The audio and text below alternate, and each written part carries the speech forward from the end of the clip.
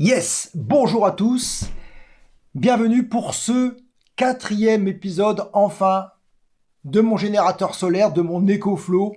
Vous avez été nombreux déjà à regarder les 3 premiers épisodes de cette série de vidéos qui va en comporter 5. Il y aura encore une vidéo donc d'utilisation quand on aura terminé complètement cet EcoFlow. Je vais enfin pouvoir maintenant vous dévoiler avec quelle boîte je vais envelopper tout ce petit matériel pour créer ce générateur solaire. On voit ça maintenant et paf, générique.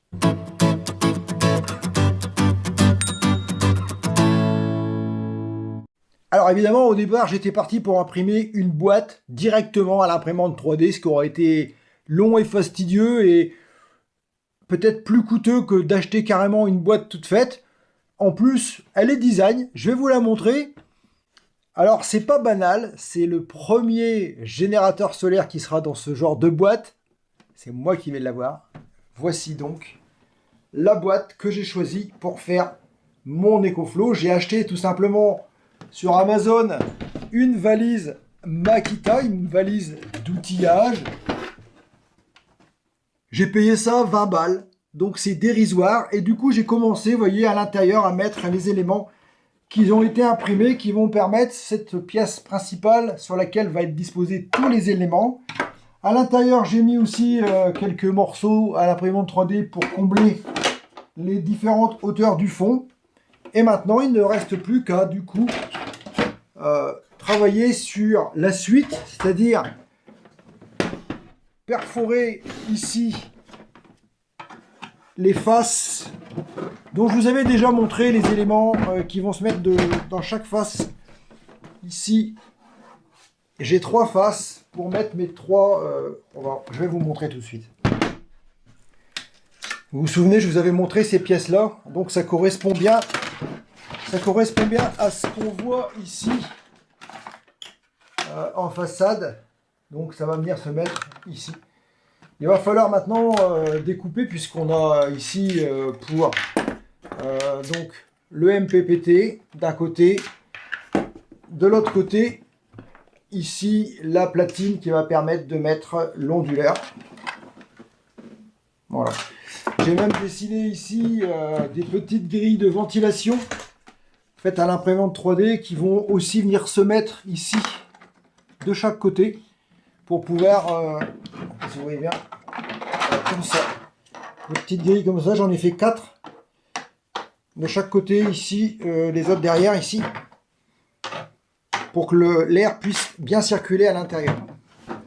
Alors du coup, l'étape suivante, c'est de passer à l'établi et à l'atelier pour la découpe et pour pouvoir intégrer les différents éléments. On passe maintenant à l'atelier. Et bam, je suis à l'atelier. On va pouvoir maintenant attaquer la découpe de la boîte pour installer les éléments. Alors, je me suis mis là, tout est à l'heure, on est à l'établi. J'ai la machine qui va faire l'affaire.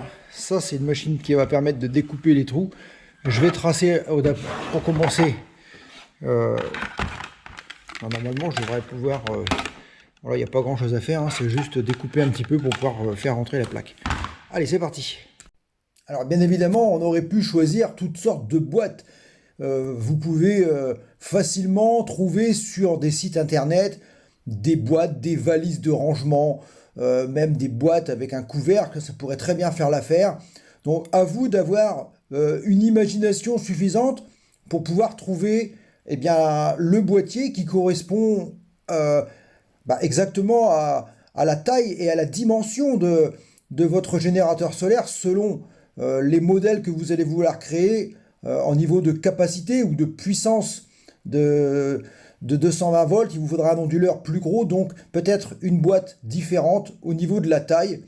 Donc libre choix à vous de trouver l'objet qui conviendra à votre construction. Et bien voilà, tous les trous sont percés. Il ne reste plus qu'à retourner. Ah, il reste des billettes à l'intérieur, à l'atelier électrique pour brancher tout ça correctement.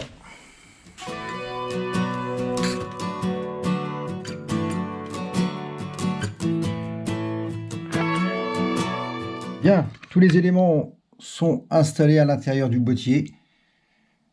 Il ne reste plus qu'à refermer, c'est-à-dire remettre les éléments pour fermer le boîtier. Les façades sont aussi terminées. On a ici les différentes connectiques. Donc ici en premier, on va avoir la sortie du 12 volts pour brancher une cafetière, une bouilloire. Ici, on a une entrée, donc 12 volts allume-cigare pour la recharge. Et ici, on a donc une prise pour la recharge pour le secteur 220. Par ici, on a le tableau MPPT avec l'entrée pour le panneau solaire, réglage du MPPT. Et de l'autre côté, on a donc l'onduleur avec la prise d'origine que, en fin de compte, j'ai laissé, le bouton d'origine que j'ai laissé, et une prise pour avoir une deuxième prise, que celle-ci n'est pas terrible. Voilà. Voilà, tout est bon, on n'a plus qu'à refermer. La batterie elle est là. Ici vous avez bien vu qu'il y a un emplacement qui est un peu vide. C'est normal parce que j'ai laissé un emplacement pour rajouter une deuxième batterie éventuellement pour pouvoir augmenter l'autonomie. Je ne vous rappelle pas comment il est fait le câblage, vous l'avez vu dans le schéma, vous avez eu tous les éléments. Donc là on va simplement refermer, histoire de terminer complètement l'opération. Alors avant de commencer, je vais vous montrer les différents éléments qui sont prévus pour la fermeture du boîtier. Donc tout a été fait à l'imprimante 3D évidemment. Donc en premier, on a celui-ci qui vient se mettre ici, qui fait la première fermeture du premier étage. Ensuite, on a la deuxième pièce. Alors ici, il manque une grille. La grille, elle n'a pas été imprimée, mais ça va être fait bientôt. On va pouvoir... non, je dis des bêtises. En plus, c'est celle-là qui va en premier. C'est ça, des bêtises. Dans l'ordre, c'est celle-ci.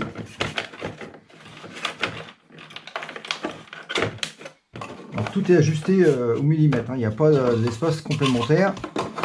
Ça vient ici. Et en fin de compte, en dernier, on vient connecter ici la fermeture, c'est-à-dire l'écran du coulomètre et les USB qui sont sur les côtés. Ce qui nous laisse de la place de chaque côté ici, quand la grille sera mise, pour ranger d'un côté le chargeur et de l'autre côté le cordon qui va à l'allume-cigare. Et voilà, la boîte sera impeccablement refermée. Allez, on assemble tout ça et je vous présente l'appareil. Alors grâce évidemment à l'impression 3D, c'est grâce à ça que ce projet a pu aboutir, puisque sans elle, je n'aurais jamais pu créer des pièces qui s'ajustent exactement à la perfection comme on le voit ici sur le montage. Chaque vis correspond à chaque trou sans avoir de modification à apporter. Ça, c'est vraiment une chose énorme qu'on ne peut réaliser que en passant par la modélisation 3D sur ordinateur, puis l'impression 3D, qui donne la possibilité de fabriquer des éléments qui sont précis et qui s'ajustent parfaitement. C'est vraiment magique. Si vous avez besoin d'ailleurs de fabriquer des pièces en impression 3D, vous pouvez me contacter. Je peux peut-être vous aider à voir par rapport à votre projet. Si c'est dans mes compétences, je me ferai un plaisir de vous aider.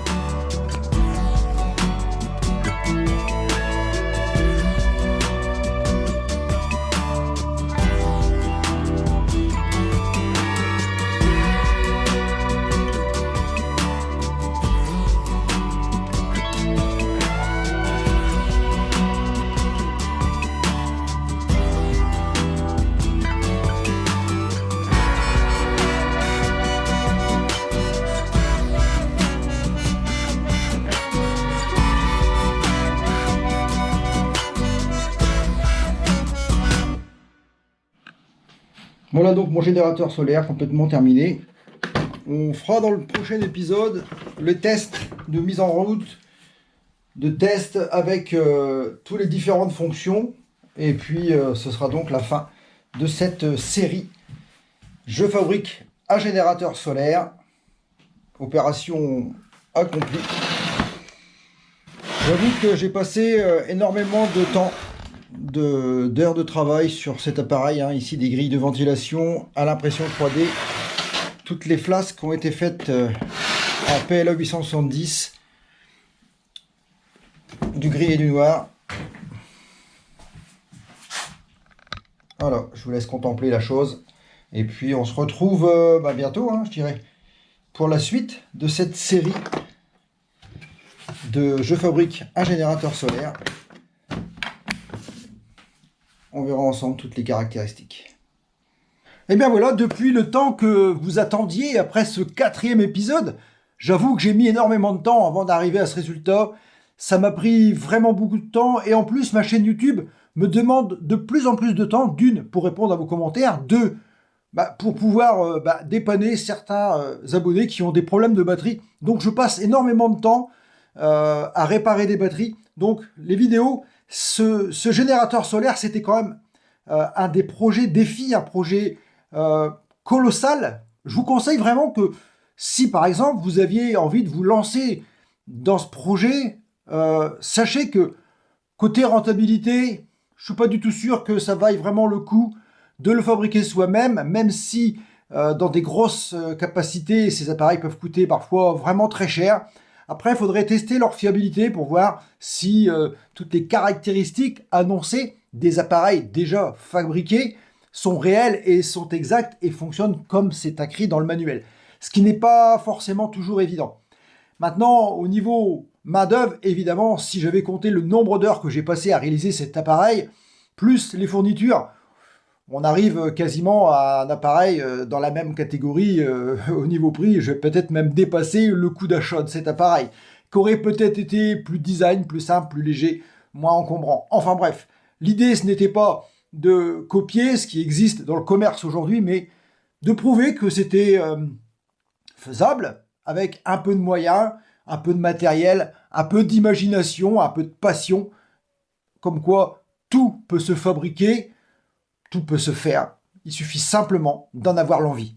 Voilà, j'espère que cette 4e épisode, cette 4e vidéo sur le sujet vous a plu, que vous allez être nombreux à l'apprécier, que vous allez être nombreux à mettre des likes et que vous allez la partager pour faire profiter toute la communauté YouTube. N'oubliez pas de vous abonner pour ceux qui ne l'ont pas encore déjà fait. On se retrouve bientôt, je dirais même très vite, sur la chaîne de Mac Aventure pour de nouvelles vidéos. Et je vous dis comme d'habitude, dopo ba, Chenia!